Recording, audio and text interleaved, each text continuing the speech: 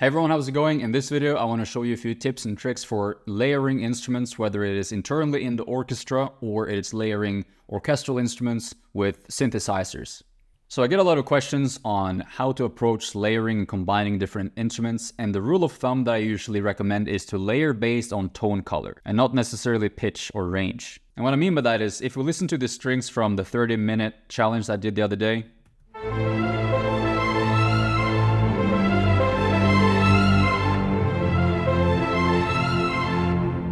I tried to listen to those strings and figure out what are instruments or synthesizers that has a tone color that will complement and lift this sound. And what I immediately hear in here is that we could fit some kind of high pianos, we could fit some mellow synthesizers, which is what I ended up doing here. Let's explore adding a little piano and see how that elevates the sound. I'm just going to add it next to the strings here for simplicity. I'm going to add the MIDI in here, but we can go to just any basic piano. Let's take the Maverick for now.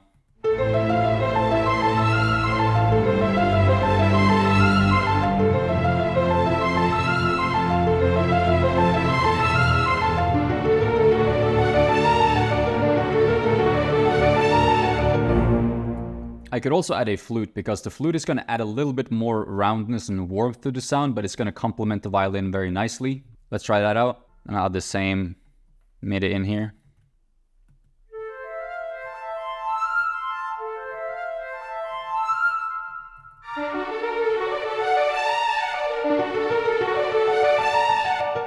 So you see the flute adds a bit more of a breathiness and air to the sound, a bit more warmth. The piano adds a bit more sparkle and attack. And together, they enhance the sound that was already there.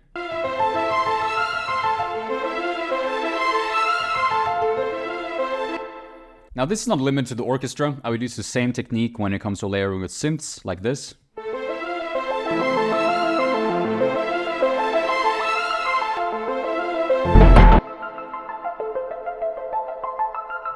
These first two plug synths are pretty much like a piano, but a bit more warm. And then we have these legato synths.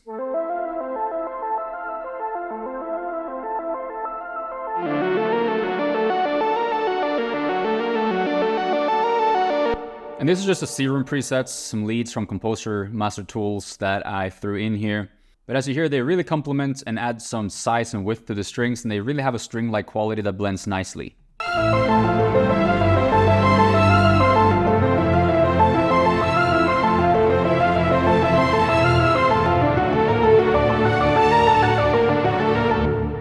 Now we also have these low strings that's playing the root notes.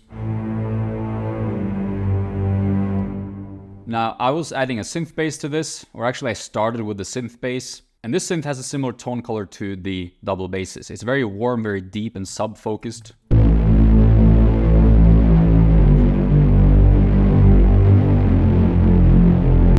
So if I were to double this, let's add 2 more tracks. I'm gonna double it with a patch from Arc 1, and maybe we try some brass. In the original writing of this, in 30 minutes, I limited myself to only 1 string library and the synths from Composer Master Tools. But now as we're breaking out of that, I want to explore some other options as well and keep building on it. So let's go to Arc 1.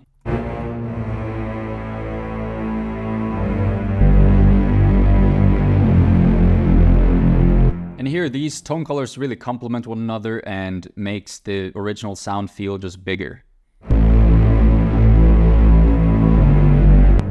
But the distortion in this low sub bass kind of gives it a brassy quality, so I know that I could layer that with some low brass as well. So we can try that out. Go to Contact, maybe take some low brass from Arc. Let's add a tuba in here too.